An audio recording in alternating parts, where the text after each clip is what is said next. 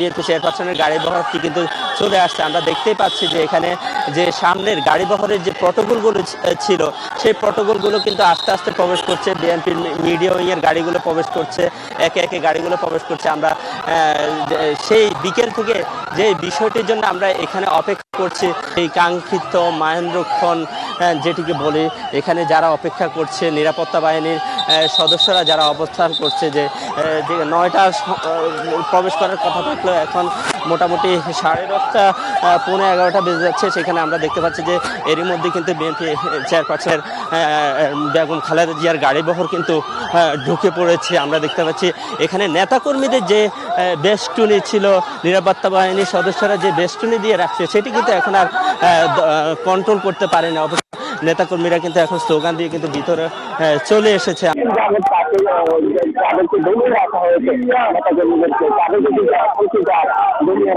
আমরা দেখতে পাচ্ছি যে গাড়ির সাথে সাথে কিন্তু তারা কিন্তু এখানে জড়ো হয়েছেন এবং তারা স্লোগান দিচ্ছেন নেতৃত্বে এই নেত্রী আসলে এই দেশের জন্য নানা প্রতিযোগিতা সহ্য করেছেন, নানা নির্যাতন সহ্য করেছেন, তাতে বিগত সরকার নানা নির্যাতন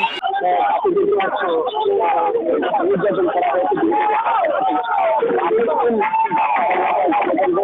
মাথা যাচ্ছে যাকে বলা যাকে বলা আমি ভালো দেখতে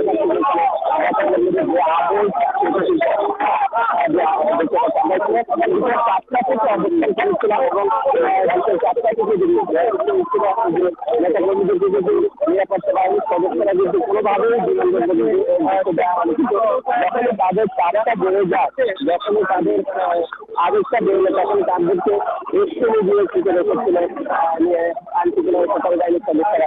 কিন্তু এখন যখনই বিএনপি নেত্রীর খালেদা জিয়ার গাড়ি বহরটি যখন চলে এসেছে তখন কিন্তু আসলে তাদের এই আদেশকে ধরে রাখা যায় না। আমরা দেখতে পাচ্ছি যে 8 নাম্বার যে গেটটি রয়েছে সেই গেটের সামনে নেতাকর্মীরা ঘিরে রেখেছে গাড়িটি এবং ঘিরে রাখার কারণে কিন্তু গাড়িটি ঘুরতে বিলম্ব হচ্ছে। আমরা দেখতেই পাচ্ছি। জানিয়ে রাখি যে কাতারের আমির শেখ তামিম স্পেশাল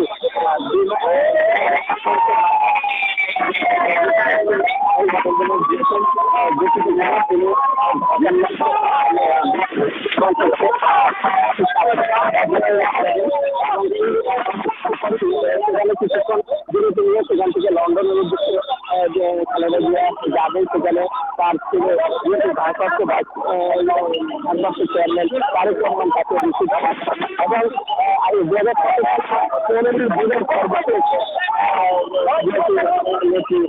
লন্ডনে গিয়েছিল জন্য কিন্তু আর দেশের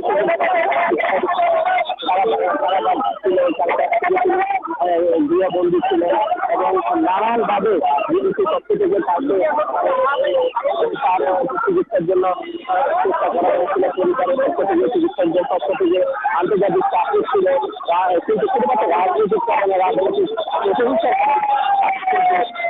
বিদেশি চিকিৎসা নিতে দেওয়া হয়নি। এরপরে তাকে যেন তার অভ্যুত্থানের পর সেই অভ্যুত্থানের পরে কিন্তু 5ই আগস্ট কিন্তু তার মৃত্যু নিলে রাষ্ট্রপতি নির্দেশ দেয় তাকে ঘোষণা দেয় এবং একই সাথে তার বিদেশ যাওয়ার যে বিষয়টি বিদেশি চিকিৎসা নেওয়ার বিষয়টি দেওয়ার কোনো বাধাই নয়, এই বিষয়গুলো কিন্তু উন্নত করা হয়।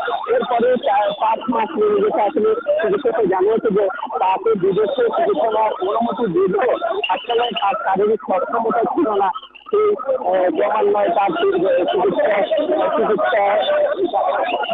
কার্যক্রম পরিচালনা করে আসতে তার সক্ষমতা বাড়ার কারণে কিন্তু এই যে এখন তাকে বিদেশি চিকিৎসার জন্য নেওয়া হচ্ছে। এখানে নেতাকর্মীরা রয়েছে, হাজার হাজার নেতাকর্মী রয়েছে, বিএনপি নেতারা রয়েছে, তারা আমাদেরকে যেটি জানিয়েছে যে আসলে তারা খুব দেশবাসীর কাছে দোয়া করেছেন যে যাতে দ্রুত এই নেত্রী বিদেশ থেকে চিকিৎসা নিয়ে সুস্থ হয়ে আবারও যাতে দেশে এসে শিখতে পারে, দেশে এসে যাতে দেশের আয় দেখতে পারে, দেশের গণতন্ত্র রক্ষা করতে পারে, সেই চেষ্টা জানিয়েছেন এবং সেই দোয়ার করা করেছেন। আমরা দেখতে পাচ্ছি যে খালেদা জিয়া গাড়ি বহরটি 8 নম্বর গেট দিয়ে প্রবেশ করছে।